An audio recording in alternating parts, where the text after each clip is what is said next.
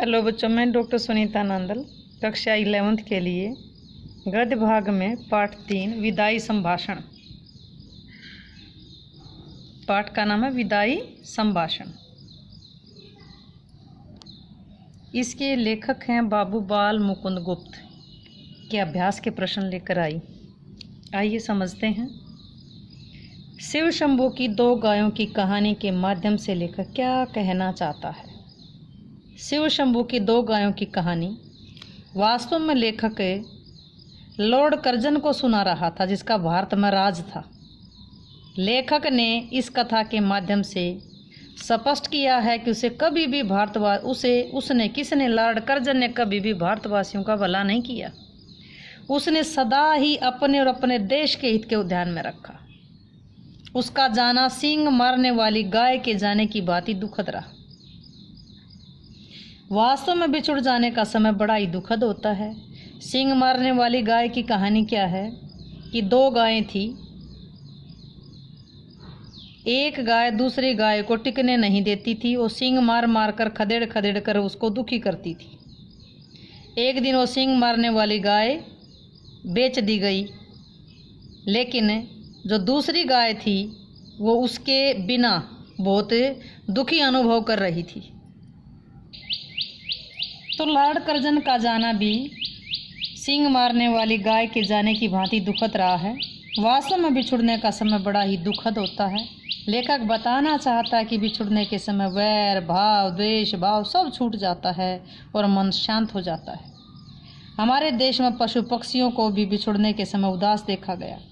लेखक ने बताया कि लॉर्ड कर्जन जैसे क्रूर और अन्यायी व्यक्ति के लिए भारतीय जनता सहानुभूति और करुणा का भाव रखती है, चाहे कितनी कोई दुष्प्रवृत्ति का हो, लेकिन भारतवासियों के दिल में फिर भी करुणा और दया की भावना होती।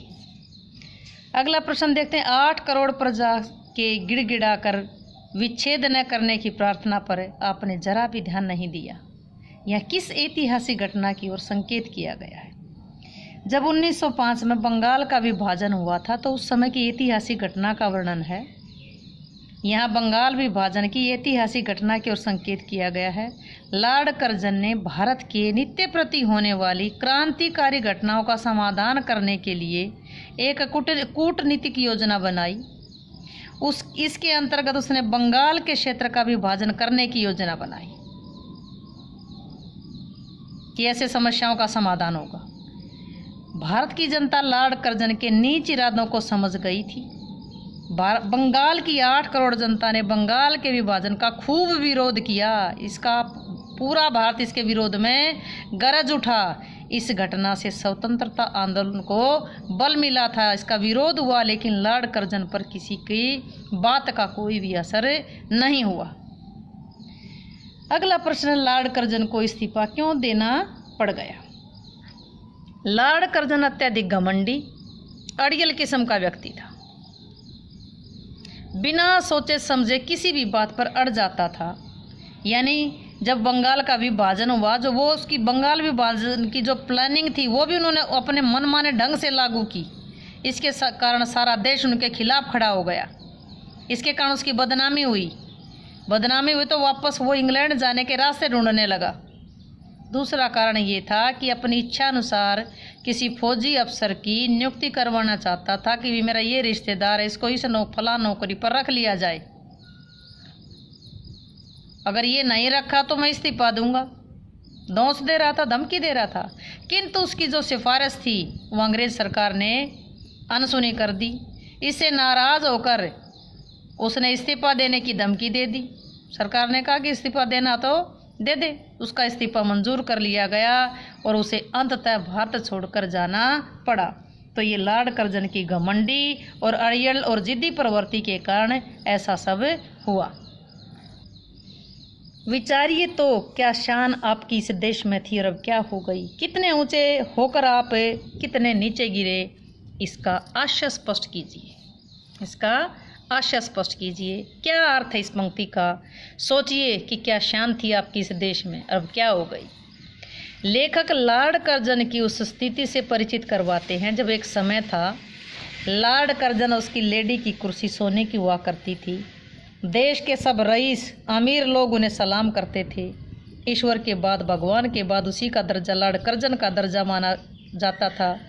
देश के हाकिम उसकी ताल पर नाचते थे। राजा महाराजा डोरी हिलाते हाथ बांध करके लॉर्ड कर्जन के सामने आ खड़े होते थे। आपके एक इशारे पर प्रलय विनाश होता था। कितने ही राजाओं को उन्होंने मिट्टी के खिलौने की भांति तोड़ डाला था। कितने मिट्टी व काठ के खिलौने को आपकी कृपा दृष्टि से जादू ने बड़े बड़े पदाधिकारी बना दिया था। बंगाल का विभाजन देश के सिर पर जो आरा तुमने चलाया ही था, किंतु फौजी अफसर को तुम्हारी इच्छा के अनुसार ना लगाने पर आपने इस्तीफा दे डाला और सरकार ने वो इस्तीफा मंजूर भी कर लिया। उस समय कैसा लगा आपको? मानो कि आसमान से ज़मीन पर आप अटके हो।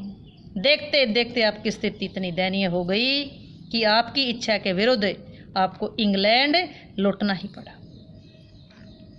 अगला है, आपके और यहाँ के निवासियों के बीच कोई तीसरी शक्ति भी है। ये तीसरी शक्ति किसको कहा गया है? तीसरी शक्ति भगवान को कहा गया है। कोई अदृश्य शक्ति है जो हमें चला रही है। यहाँ लेखक ने ईश्वर को तीसरी शक्ति बताया। लेखक ने सिद्ध करने का प्रयास किया कि ना तो लॉर्ड कर्जन की शक्ति सर्वोपरि है, ना भारतीय जनता की इच्छा शक्ति इन दोनों से ऊपर है। यानी कि ना तो लॉर्ड कर्जन की ताकत ही सर्वोपरि है, ना ही भारतीयों की इच्छा शक्ति। इन दोनों से ऊपर कोई तीसरी शक्ति है, वो भगवान की शक्ति, भगवान की इच्छा, जिसके इशारे पर ये सारी सृष्टि चलती है। यही वह तीसरी शक्ति है जिसकी ओर लेखक ने संकेत किया है। उम्मीद है कि ये प्रश्न आपको अच्छे से समझ आए होंगे। समझ आए हों तो वीडियो को लाइक करें, शेयर करें, चैनल को सब्सक्राइब करना ना भूलें।